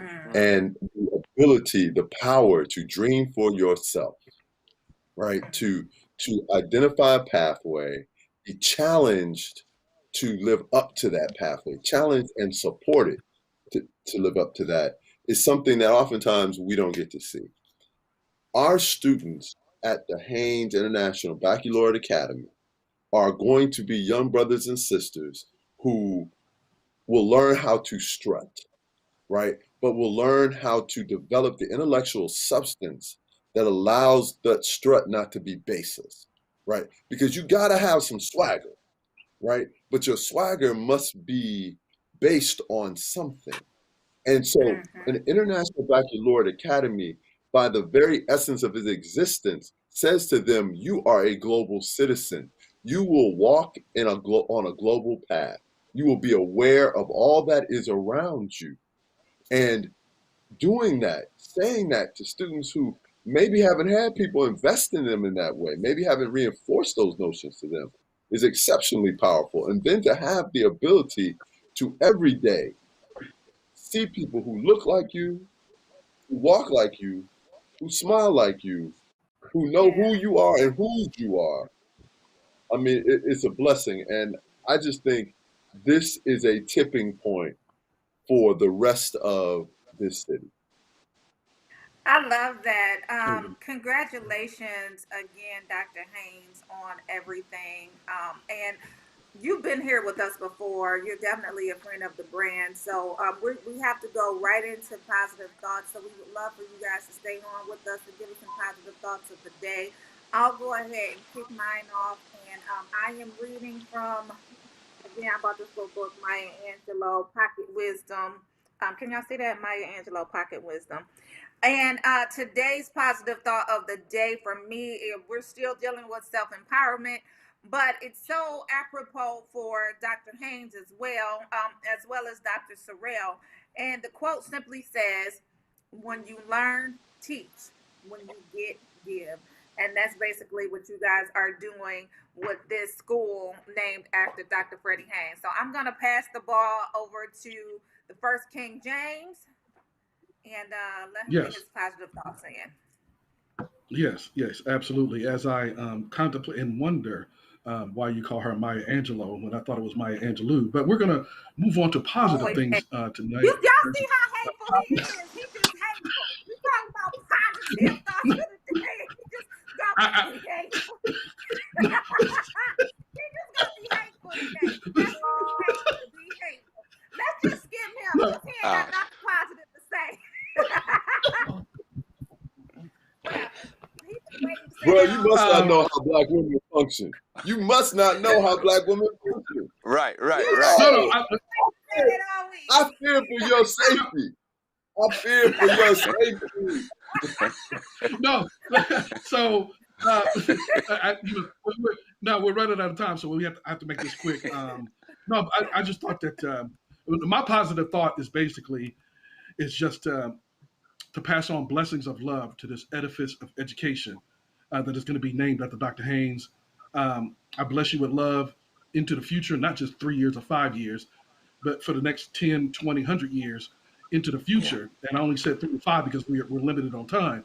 So I just bless you with love, and I would like to pass it on to Dr. Haynes. Why don't you go ahead and give us a positive thought? Got about 30 seconds. Oh, thank you so much. I just simply say 2 things. Number one, in the words of our Vice President, Kamala Harris, HBCU grad, I've learned how to eat no for breakfast. That means when life tells you no, when doors shut in your face, use it as nutrients, as sustenance that keeps you going. No does not mean the end. No means, hey, I'm going to use this to grow from. And when you use it to grow yourself, then you can learn to live above sea level, SEE. And when you live above sea level, you can find yourself with your dad dying your first day of high school. But if you keep on living and allow people to pour into you, one day you will walk into a school that may be named after you. And listen, I never saw it coming, but I've learned to live above sea level. Love it, love it, love it. And we're going to pass the ball to you, Dr. Sorrell, let you close it out. Yeah, Yeah, about that's a 30 lot of seconds. pressure following my pastor. I'm just going to say it like this. May you understand the inevitability of your own success, and in doing so, you know that your next will always be better than your now. Love it. Thank you guys for Yes. tuning in. Definitely appreciate it. Absolutely. Congratulations again, Absolutely. Dr. Hank. Thank you so much. And thank you What for an allowing Thank us you. to watch y'all go at it. I just love it. This Yeah, I'm gonna wish this brother He's gets so hateful. goodness No. protection. I thought I was doing a positive thing because I've never heard of a woman named Maya Angelou. You know what I'm saying? I've heard of Mickey Angelo. I've heard of Mickey Angelo. You know what I'm saying? I've heard Michelangelo, but I've never heard of Michelangelo. Oh God. Oh. Thank y'all for hanging out with us. Hey, thank you. Thank you so much. Much love. Take care, guys. Everybody, thank you care. for tuning in. We appreciate y'all. Come back tomorrow. We got a jam-packed one tomorrow as well. I'm going back to my so I don't care what you said. Anyway, when you learn, teach. When you give. Don't be so hateful like the first thing named up there for girl. Such a hate. And thank you for everyone Thank y'all for out there in the front line. Yeah. Shout out to everyone down there in Texas, and not just in Texas, but all over the country, and people who are struggling with this. We are praying for you. I bless you with love. Everyone in Texas and all over the country struggling with this disaster and the lack of leadership in Texas. You will be all right. I bless you with love. I ain't got nothing to love for you. I love Houston. I love Houston, my favorite city. One of my favorite cities to go to. So shout out to everyone in Houston. See y'all tomorrow. Peace. I am not.